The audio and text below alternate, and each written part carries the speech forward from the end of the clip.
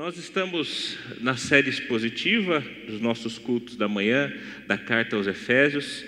Nós chegamos ao capítulo 5 da nossa exposição e eu convido você a localizar na sua Bíblia a carta aos Efésios, capítulo 5. Nós vamos ler do verso 1 até o verso 14.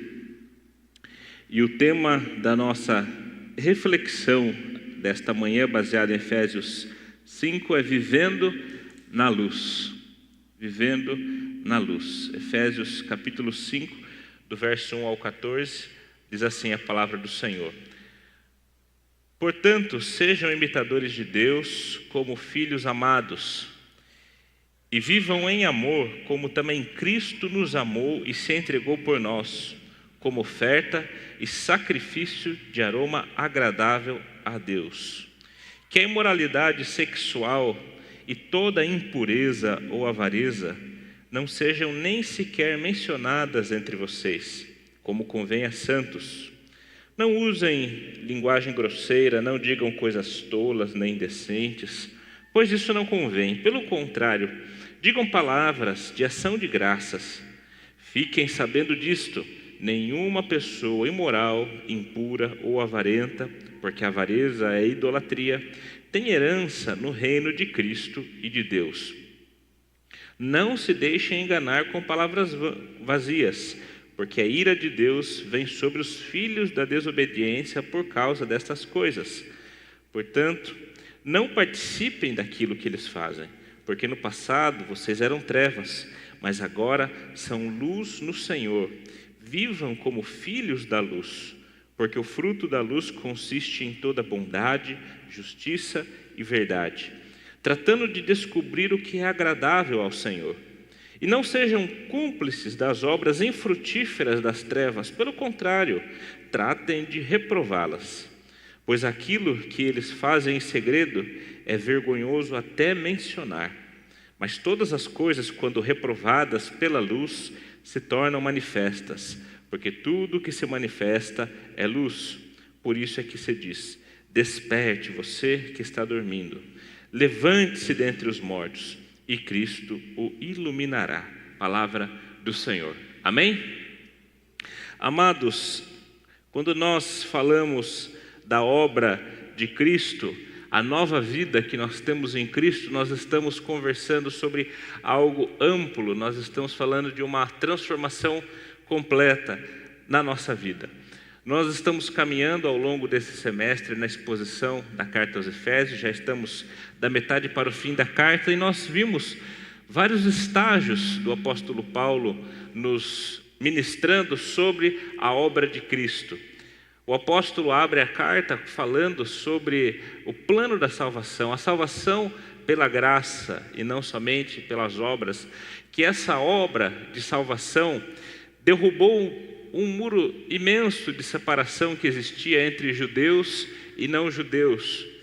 E hoje é possível, no contexto do apóstolo Paulo, ele estava dizendo, é possível que judeus e gentios vivam debaixo do mesmo teto, vivam como irmãos em Cristo, porque o que nos separava já caiu, o que nos une é infinitamente maior do que aquilo que nos separa.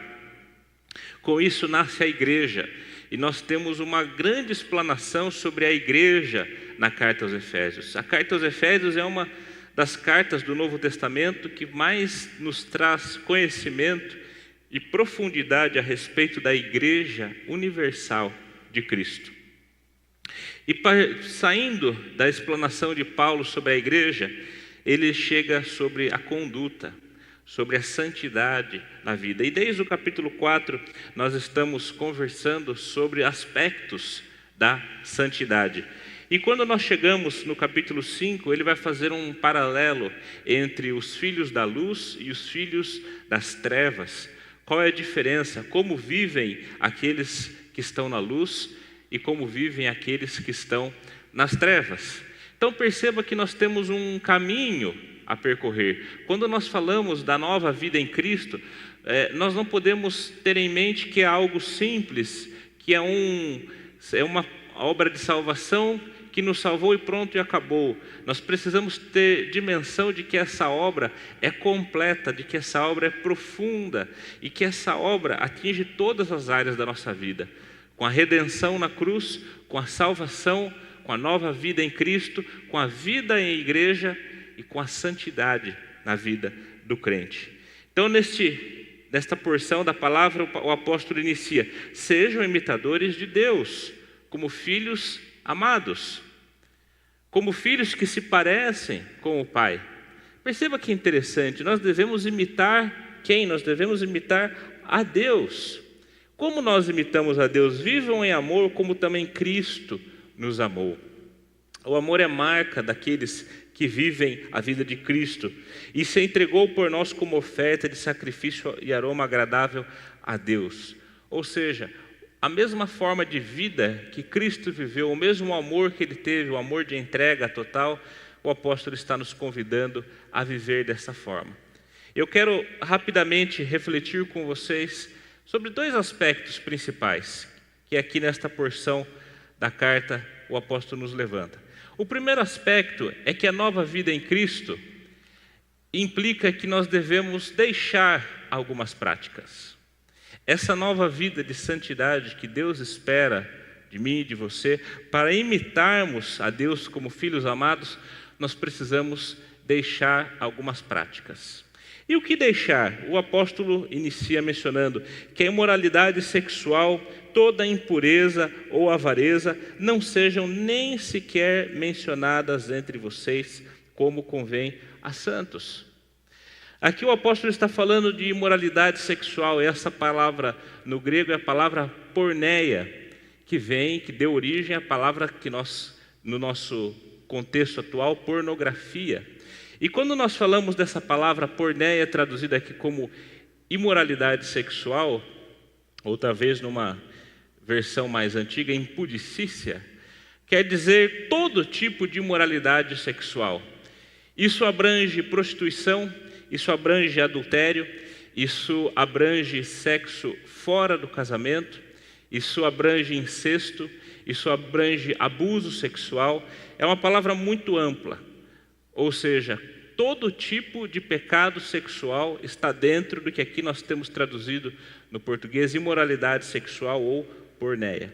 Inclusive, nos nossos dias atual, um dos grandes males da sociedade digital é o vício em pornografia. O apóstolo Paulo talvez não tivesse em suas mãos essa realidade, mas hoje, talvez um dos maiores problemas de moralidade sexual é a pornografia.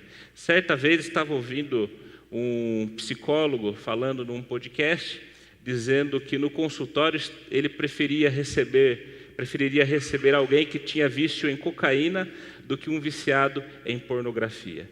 Porque, segundo a opinião dele, o vício em pornografia é mais difícil de ser tratado do que o vício em drogas. E o apóstolo Paulo está discorrendo nesta porção esses pecados que têm ênfase nessa imoralidade sexual. Porque a impureza, muitas vezes essa palavra aqui, impureza, é utilizada também como sinônimo de moralidade sexual. Quando Paulo, lá em Romanos, vai falar de um dos pecados que também está dentro da imoralidade sexual, que é a prática da homossexualidade, Paulo usa esta palavra que é traduzida por impureza também. Então, todo esse contexto é destacado nesta parte de imoralidade sexual. Paulo tratou já de outros pecados, como a mentira, como a ira, como o furto, nos versos anteriores, mas aqui ele dá ênfase nesse pecado. A avareza aqui não é somente no sentido de dinheiro, não é somente no sentido da ganância, apesar disso ser um pecado sério, um pecado grave, um pecado escondido. É muito difícil alguém confessar esse pecado da avareza. Às vezes nós temos facilidade para confessar muitos pecados, mas o pastor saudoso Timothy Keller, no seu livro Deuses Falsos, escreve que é muito raro alguém confessar o pecado da ganância, o pecado da avareza. Mas aqui a avareza também tem a ver com a imoralidade sexual, porque está ligado à cobiça, está ligado com o desejar a mulher do próximo. Está ligado com você desejar aquilo que você não pode ter ou desejar aquilo que você não deveria ter. Então, esse contexto todo faz parte sobre o alerta do apóstolo Paulo dos problemas da imoralidade sexual. E quando ele fala de linguagem grosseiras, não digam coisas indecentes, também está dentro do contexto da imoralidade sexual. Paulo está dizendo o que tem a ver nos nossos dias a linguagem maliciosa, linguagem pornográfica mesmo, linguagem com palavrões, linguagens com conotação maliciosa, com conotação sexual. E como hoje nos nossos dias isso é comum, especialmente entre os homens. É muito comum homens, no ambiente de trabalho, terem essa prática de linguagens maliciosas, com conotações sexuais, com piadinhas sexuais impróprias e indecentes, e isso fazer parte da realidade como se não tivesse o menor problema. E Paulo está dizendo que isso não seja nem mencionado entre vocês, como convém a santos. A santidade que Deus espera de mim e de você é uma santidade radical. Paulo está dizendo que isso não chegue nem perto de vocês, que isso esteja muito longe de vocês. Não somente a prática da imoralidade sexual, não somente a prática da impureza, não somente a cobiça, o desejar a mulher do próximo. Jesus, no Sermão do Monte, disse que aquele que olha com intenção impura para alguém que não é sua esposa, no seu coração já está adulterando. Mas Paulo está dizendo que o simples fato de brincar, contar piadas com conotações maliciosas, usar palavrões, usar frases com conotações maliciosas, que isso nem chegue perto da gente. Isso é um pouco paradoxal nos nossos dias, em que é tão comum esse tipo de prática entre as pessoas. E por que nós devemos deixar esses pecados? Por que deixar? Paulo diz que, no verso 5, fiquem sabendo disso, nenhuma pessoa imoral, impura ou avarenta, porque a avareza é a idolatria, tem herança no reino de Cristo e no reino de Deus. Essa é a única vez que no Novo Testamento aparece essa expressão reino de Cristo e reino de Deus. O que é o reino de Cristo, reino de Deus, ou nos evangelhos de Mateus, reino dos céus também são sinônimos. O reino dos céus não é o céu. O reino de Deus, de Cristo, o reino dos céus é o governo absoluto de Deus na nossa vida. Um pastor que gosto muito, chamado Dave Gibbons, ele faz uma paráfrase dizendo que o reino de Deus é a sociedade perfeita, na qual toda a vontade de Deus acontece. O reino de Deus é para aqui e para agora. O reino de Deus é o governo pleno de Deus acontecendo na minha vida e na sua vida. E Paulo diz que os praticantes desses pecados não têm herança no reino de Deus, porque eu não posso ser imoral sexualmente, seja na prática, no pensamento ou nas palavras.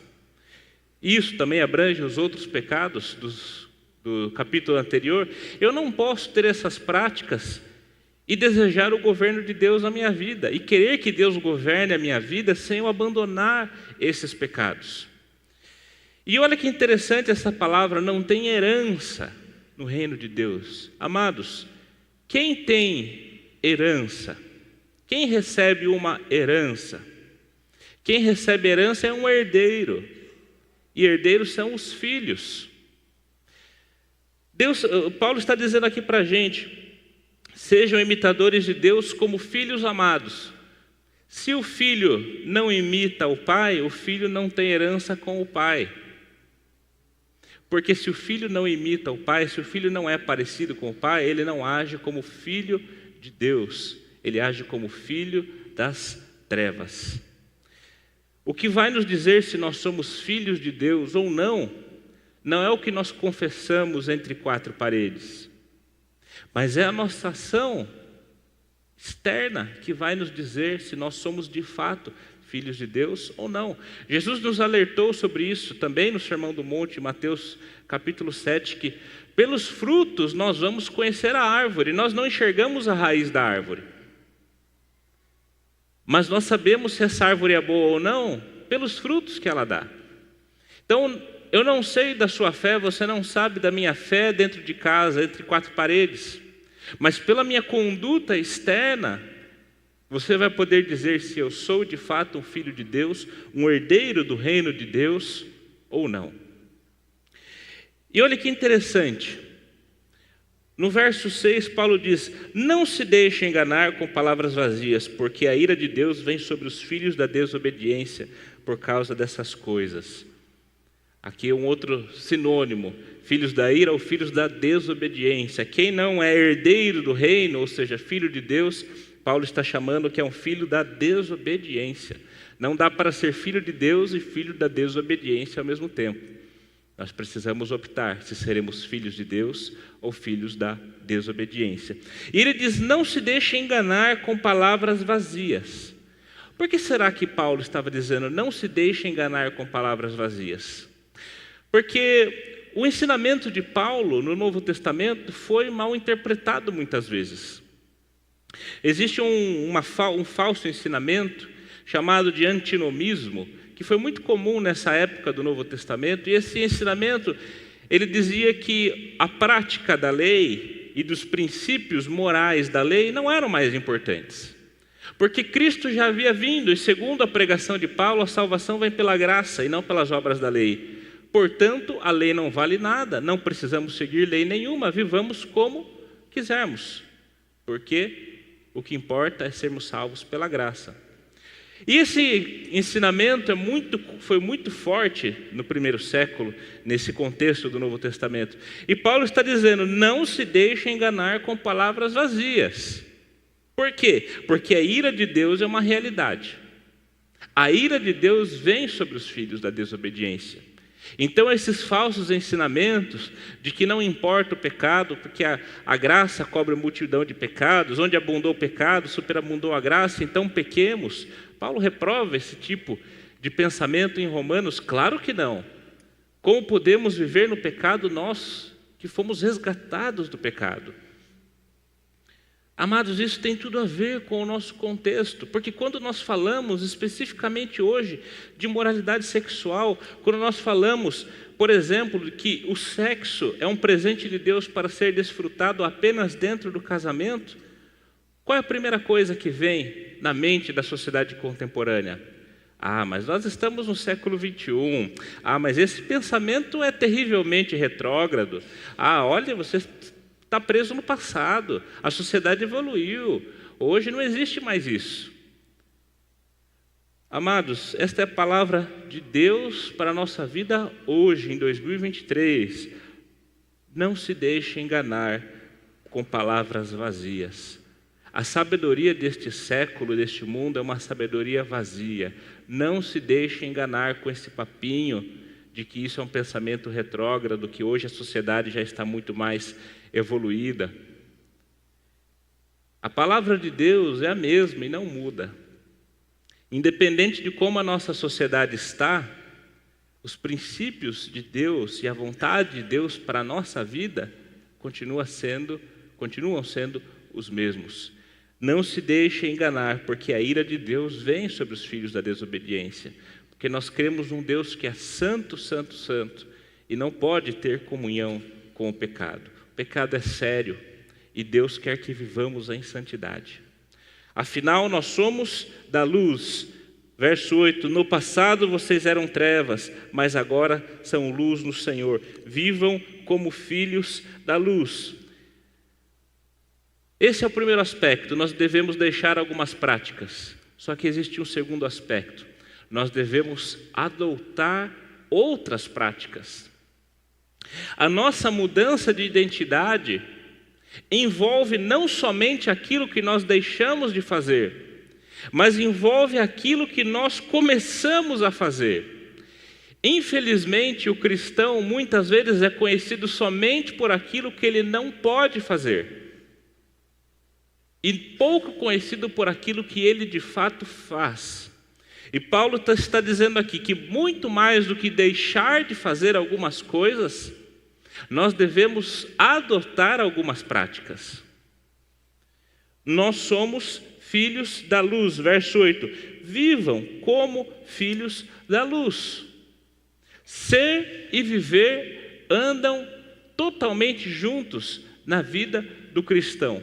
Nós somos filhos da luz. Deveremos então vivermos como filhos da luz. E o que implica viver como filhos da luz? O apóstolo Paulo diz sobre quais são os frutos da luz: amor, justiça e bondade. E no verso 4, um pouco antes, ele diz: em vez de usarmos linguagens grosseiras e decentes, nós deveríamos dizer palavras de ação de graças. Veja que a luz é o contrário das trevas. Enquanto as trevas produzem imoralidade, impureza, avareza e todo tipo de linguagem imprudente, nós que somos filhos da luz, os frutos da luz são amor, justiça, bondade e ações de graça. Esses frutos devem ser presentes e marcadamente presentes na minha vida e na sua vida.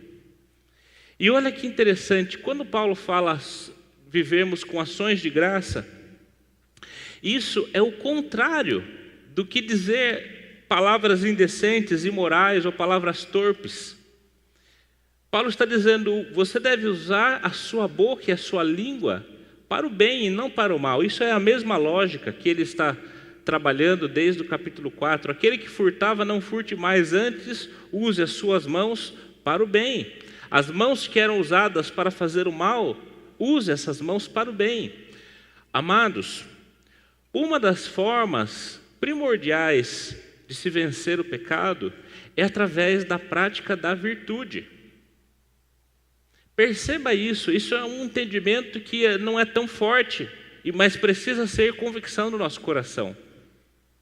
O pecado se vence também com a prática da virtude. Substituição. Não vou usar minhas mãos para o roubo, vou usar minhas mãos para fazer o bem. Não vou usar minha língua, minha boca, para falar palavras maliciosas e pecaminosas. Vou usar a minha boca para ações de graça. Não vou reclamar, vou agradecer. Se nós não substituirmos, nós não venceremos o pecado. Mas e Lucas, e a questão da imoralidade sexual? Se vence com a prática da virtude. O que seria a prática da virtude na imoralidade sexual? Seria a prática do sexo abençoado por Deus dentro do casamento. Não é nosso tema nesta manhã, mas convido você a dar uma olhadinha no livro mais belo da Bíblia, o Cântico dos Cânticos, e você vai entender a beleza e a santidade do projeto de Deus para marido e esposa, que é o sexo dentro do casamento.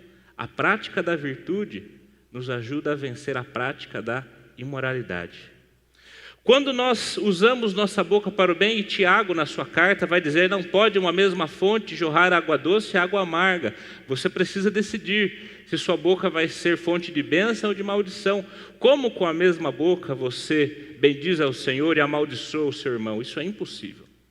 Não pode a mesma fonte jorrar água amarga e água doce.